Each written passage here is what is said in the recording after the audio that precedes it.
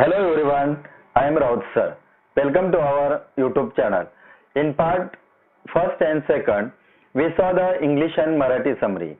And part 3 of the same lesson, we are going to learn the English workshop. PDF form is available in the description box. Otherwise, you can take the screenshot. Let us see the English workshop. Unit number 2.4 and epitome of courage. Firstly, we are going to see the margin questions. तर प्रथम आपण margin questions पाहूया. Margin questions उत्तर शक्यतो तुम्ही तुमच्या शब्दात लिहिण्याचा प्रयत्न करा. Question number first, what did Stephen Hawking's parents fail to know about him? Answer, parents failed to know that one day their little boy would be hailed as one of the greatest scientists of the century. Second question, what is courage? Courage म्हणजे काय? धैर्य म्हणजे काय? Answer, courage means the quality which makes people not to lose heart and faced with a great climate. Where was Stephen Hawking sent for study mathematics? The University of Oxford. What happened when he was 17? म्हणजे 17 वर्षाचा असताना काय त्याच्या बाबतीत घडलं? He was becoming increasingly clumsy and even fell down a couple of times for no reason. What did his family doctor diagnose? Family डॉक्टरने निदान काय केलं? He was suffering from an extremely rare diseases, ALS or LOU, Graves' diseases. What did he study about to get his PhD?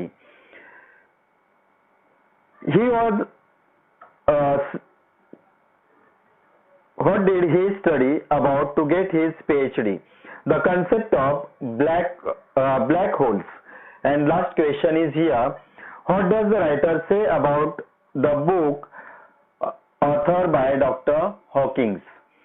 Writer says about Dr. Hawkins' books that he wrote many books dealing with his terrific ideas, keeping a common man in mind.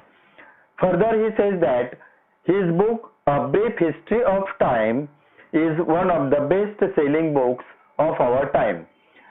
Now, we are going to see the warming up activities. Warming up activities. First, a strange truth. एक विदारक सत्य. Handicap are those who refuse to take up challenges even with all their sense and physiology in perfect conditions. म्हणजे इथे असं विचारलेलं आहे की शारीरिक मानसिक दृष्ट्या जरी आपण चांगले असेल आणि जर आव्हान स्वीकारू शकत नसेल तरी त्या व्यक्तीला आपण हँडिकॅप म्हणू शकतो, अपंग म्हणू शकतो. आणि त्याला सपोर्ट म्हणून तुम्हाला याची चर्चा करायची आहे. आणि याच्यामध्येच दुसरा प्रश्न असा विचारलेला आहे की how can you encourage such people to change and become confident? Discuss at least 4 to 5 ways you can do the above. म्हणजे एक साधारणतः की अशा व्यक्तींना की आपण एनकरेज करण्यासाठी की एक साधारणतः काय करू शकतो ते सांगायचंय. तर इथे एक 5 पॉइंट्स दिलेले आहेत. प्रत्येक पॉइंट आपण इथे पाहूया. फर्स्ट आहे, the discussion should be related to the people who are not really disable mentally और फिजिकली. की शारीरिक किंवा मानसिक दृष्ट्या जे हँडिकॅप नाहीयेत तर त्यांच्यासाठी आपण काय केलं पाहिजे की त्यांना इनकरेज केलं पाहिजे. तर कशा प्रकारे इनकरेज केलं पाहिजे तर पहा, the truth is about the people who are mentally and physically perfect but avoid, hesitate or neglect doing something challenging by some reasons. They are not ready to change their attitude or fixed ideas. They don't wish to change their mindset and stick to their passive and inactive attitude. Second आहे, think and try to understand the reasons behind their lethargy, inactiveness, indifference and try to encourage them and give them confidence. तर त्यांना आपण आत्मविश्वास दिला पाहिजे. तर त्यासाठी ways to encourage them and give confidence. तर कोणत्या मार्गाचा उपयोग केला पाहिजे त्यांना आत्मविश्वास देण्यासाठी? know his mindset, know his her handicaps and obstacles he faced, talk to him her in friendly manner about his good qualities. म्हणजे त्याच्यामध्ये चांगले गुण असतील तर त्या गुणाविषयी आपण बोललं पाहिजे, त्याची स्तुती केली पाहिजे. give example of successful persons who have faced the challenges. त्याचप्रमाणे यशस्वी लोकांची उदाहरणे त्याला सांगितली पाहिजेत की ज्याने आव्हाने स्वीकारून चांगल्या प्रकारे अप्रतिम असं अद्वितीय असं यश मिळवलेलं आहे अशा लोकांची. advise him her to be brave, courageous and active. आणि त्याला सतत चालना दिली पाहिजे की सतर्क राहण्याविषयी, ब्रेव राहण्याविषयी किंवा त्याचं सामर्थ्य वाढवण्याविषयी. Help him her in the fields where he sees lacks, की जिथे त्याचा आत्मविश्वास नाहीये, धैर्य नाहीये किंवा बोल्डनेस नाहीये, ओपन माइंडेड नाहीये, ह्या त्याच्या ज्या उणीवा आहेत ह्या उणीवा त्याच्या दूर करण्यासाठी आपण त्याला इन्करेज केलं पाहिजे, तसा प्रयत्न केला पाहिजे. त्याच्यानंतर ऍक्टिव्हिटी वॉर्मिंग अप मधीलच सेकंड प्रश्न आहे पहिला. There are pleasant and polite ways of referring to people with physical and mental disabilities. Fill in the table below. तर इथे एक टेबल दिलेला आहे. ह्या टेबल मध्ये सांगितलेलं आहे की प्रिव्हियसली यूज टर्म आणि न्यू पोलाइट टर्म्स. तर त्या दोन्ही टर्म्स मी अगोदर पहिली प्रिव्हियसली यूज टर्म्स वाचून दाखवतो. ब्लाइंड, डीप, डम, मॅड, लेम. आणि आता न्यू पोलाइट टर्म्स काय आहे ब्लाइंड साठी? तर visually challenge, deep hearing impaired, dumb speech impaired, mad mentally ill आणि lame physically handicapped. त्याच्यानंतर दुसरा प्रश्न आहे ह्याच ऍक्टिव्हिटी मधील. Read the beginning and complete the story in your on words. तर इथे एक गोष्ट सांगितलेली आहे, काही पॉइंट्स दिलेले आहेत आणि त्या पॉइंट्सच्या आधारे तुम्हाला स्टोरी पूर्ण करायची आहे. तर इथे पॉइंट्स या पद्धतीचे आहेत की Sumit, the son of a shoemaker, was highly intelligent student in a municipal school. His maths teacher called him Aston for he was brilliant in maths. He loved maths. Sumit wanted to study further after SSC. However, he suffered from polio and आणि आता तुम्हाला story पूर्ण करायला सांगितलेली आहे. Now continue the story with favorable positive ending. तर positive तर त्याचा जो शेवट आहे तो तुम्ही सकारात्मक करायचा आहे. तर आपण या स्टोरीला नाव देऊया, म्हणजे टायटल असं दिलेलं आहे की Fortune favours man with courage. Sumit the son of Shoemaker. तर इथे स्टोरी लिहिताना तुम्ही पूर्णपणे पास्ट टेन्सचा उपयोग केला पाहिजे, कारण स्टोरी म्हणजेच भूतकाळात घडलेली घटना किंवा प्रसंग आणि तो सांगत असताना आपण भूतकाळाचाच उपयोग करतो, म्हणजेच we should use the past tense in whole story. Sumit, the son of shoemaker, was highly intelligent student in a municipal school. His maths teacher called him Einstein for he was brilliant in maths. He loved maths. Sumit wanted to study further after SSC. However, he suffered from polio and the disease completely paralyzed his legs and made him disabled in spite of being handicapped. His love for mathematics did not deter him for continuing his further study. Sumit joined a night college. He was confined to wheelchair, though he displayed exemplary courage and completed his graduation in maths. His professors encouraged him to do research in the subject for his PhD. During the period, he appeared for Indian Administrative Service and stood first among all the candidates. Sumit longed for more and more fortune, favor the brave. He received a scholarship of ISRO. ISRO means Indian Space Research Organization, and soon he was appointed there as a junior scientist. At the age of 35, Sumit became a renowned scientist. His determination and value reached him there even when he was facing the cruel calamity. What a wonderful thing courage is. तर याच्यानंतर तुम्ही screenshot घेऊ शकता.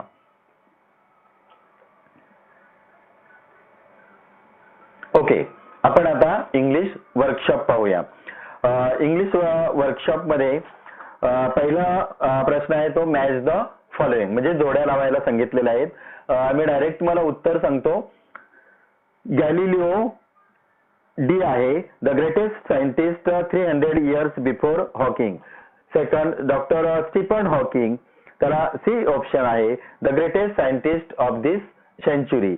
Black holes, the concept which helped Stephen to get his PhD. And last आहे Stephen's favorite subject, तर music and mathematics. Second, complete the following web chart containing the qualities of Dr. Stephen Hawking. तर web chart तुम्हाला हा बी म्हणजे complex प्रश्नामध्ये विचारला जातो, तर तो तुम्हाला पूर्ण करायचा आहे. तर I am going to read qualities of doctor Stephen Hawking. courageous, undaunted, great author, optimistic, intelligent, humble, आणि you can add your own. तुम्ही तुमच्या स्वतःच्या मनाने लिहिल्यात तरी चालू शकतील. आणि तिसरा प्रश्न आहे की arrange the following statements according to the occurrence in the life history of Stephen Hawking. तर त्याच्या जीवनावरती ज्या घटना जशा घडत गेलेल्या आहेत त्या तुम्हाला क्रमाने लावायच्या आहेत. म्हणजेच इथे जंबल ऑर्डर दिलेले आहेत, सेंटेन्स दिलेले आहेत, ते तुम्ही क्रमाने लावायचे. मी इथे फक्त तुम्हाला क्रम वाचून दाखवतो, तुम्ही तो नोट डाऊन करून घ्या. तर पहिला डी आहे, दुसरा A, third G, fourth F, fifth E, six H, seven B, eight C. त्याच्यानंतर होमोग्राफ्स आहेत की pairs of words that are spelled or pronounced the same but have different meanings in different contents. Example, och, och. म्हणजे इथे समान उच्चार असणारे परंतु spelling आणि अर्थ वेगळे असणारे शब्द, तर त्यालाच आपण होमोग्राफ्स म्हटलेलं आहे. तर त्याची काही उदाहरणं दिलेली आहेत इथे, तर ते पहा तुम्ही स्क्रीनवरती. कपल, अपियर, आणि सेकंड कपल म्हणजेच काय, लिंक. त्याच्यानंतर mind, idea. Second mind, be offended by. Space and empty area. Space, personal time or freedom to think.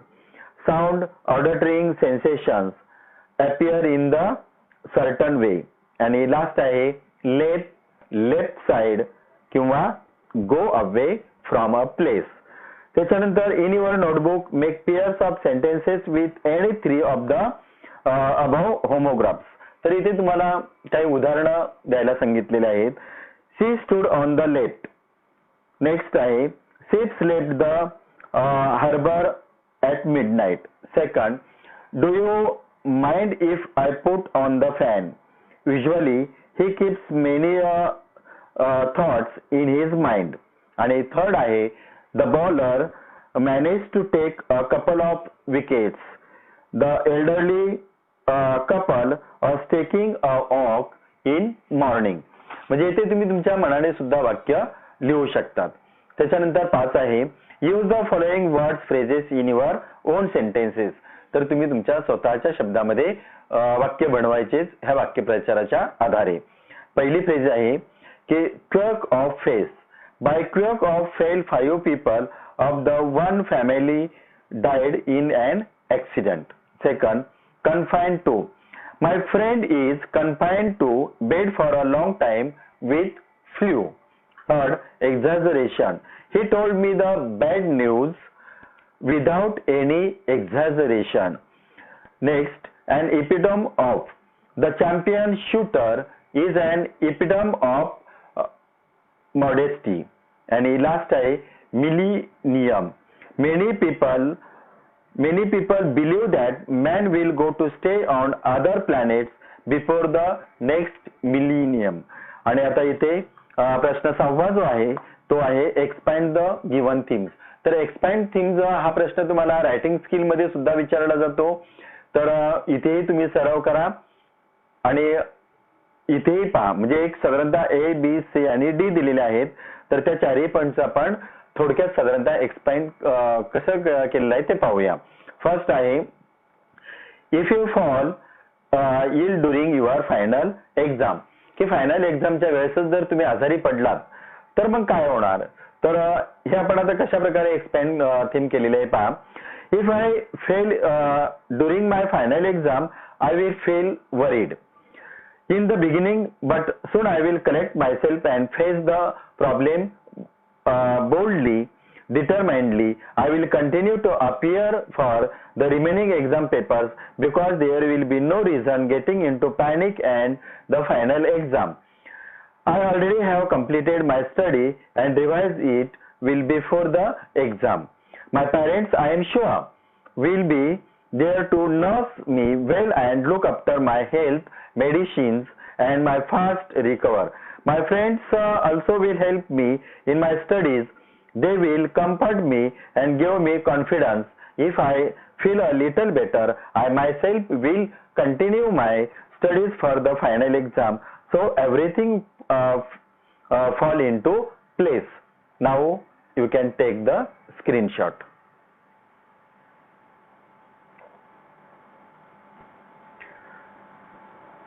Second आहे, if you meet a disabled person who needs help. Helping a disabled person. If I meet a disabled person who needs help, I will treat him kindly. I shall sympathetically inquire about his difficulties and his requirements. I shall, with the help of my friends, try to provide him with the things he needs if his needs are beyond our reach. We shall contact the persons or the organization who could support him and fulfill his needs and requirements. We shall continue our efforts till I meet all his essential needs and equipments. Next आहे helping a friend in trouble, की त्याच्या त्रासामध्ये आपण मित्राला कशा प्रकारे मदत करू शकतो. If any of my friends is in trouble, I will immediately visit him and find out the nature of his trouble. I shall try to pacify him if he is really very much affected. I shall console him if his trouble is because of emotional or financial problems. My friends and I will promise him to share his problem if he speaks it is clearly and freely. A trouble said, a trouble halved. We shall advise him to be patient and tolerate the situations bravely and courageously. Also, I shall try to help and support my friend in every possible ways. And last आहे meeting a great person like Stephen Hawking. Before meeting such a great person like Stephen Hawking, I will have to prepare my visit and get permission for the visit from him. I must be ready with the information about his life history and his characteristics, his education, his achievements, and his display of exemplary courage in the face of overwhelming odds. It is difficult to face and get to talk such an awe-inspiring people, but I know how to handle myself in the situation. I will talk him boldly and respectfully. I will talk to him boldly and respectfully. I will overcome my fear of meeting such a great man. I will tell him how I am impressed and inspired by his work and achievements. I will get the greatest joy of my life in meeting such great personality. You can take the screenshot.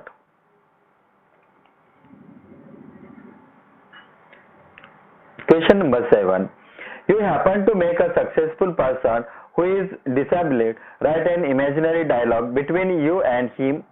You can take support of him. Hints provided.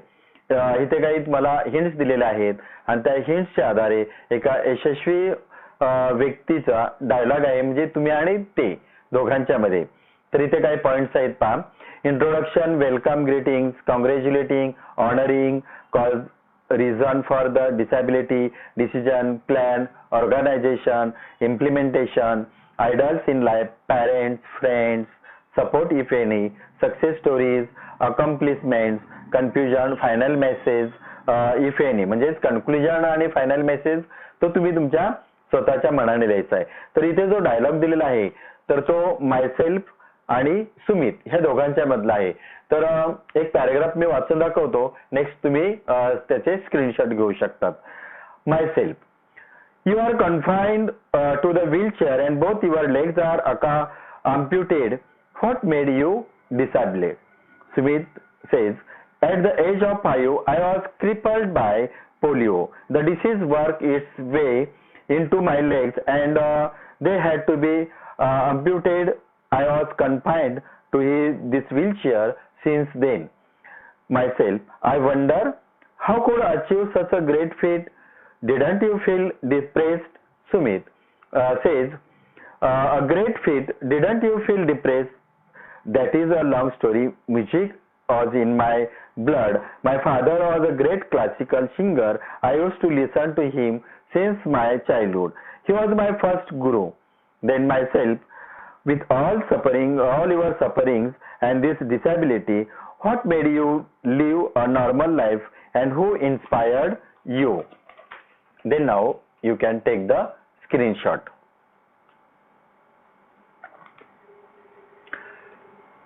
Also, you can take the next screenshot.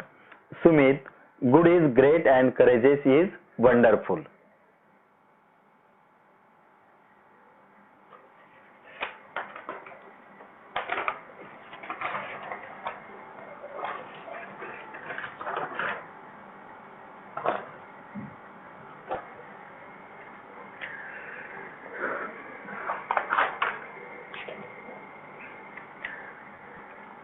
Let us see the language study. Language study मध्ये पहिलाच प्रश्न आहे पहा, complete the following word chain of adjective. तर इथे एक गोष्ट लक्षात घ्या, वर्ड चेन तुम्हाला 3 प्रकारे विचारले जाते साधारणतः, की ऍडजेक्टिव्ह, नाउन आणि वर्ब. तर इथे प्रथम तुम्ही व्यवस्थित प्रश्न वाचला पाहिजे की दिलेली वर्ड चेन आपल्याला ऍडजेक्टिव्हने पूर्ण करायचे आहे, नाउनने पूर्ण करायचे आहे की वर्ब्सने पूर्ण करायचे आहे. तर पहिली जी विचारलेली आहे ती तुम्हाला ऍडजेक्टिव्हने पूर्ण करायची पहा, cruel, left, tall, lame, energetic. Next आहे तुम्हाला नाउनने ही चेन, वर्ड चेन पूर्ण करायची, मेडिसिन, इंग्लिश, हॉर्स, एलिफंट आणि टी. थर्ड आहे ती वर्ब्सने तुम्हाला पूर्ण करायची, grow, watch, help, pear, read. आणि चौथी जी आहे complete the following word chain in a way, म्हणजे कोणत्याही मार्गाने तुम्ही तुमच्या मनाने ती पूर्ण करू शकता.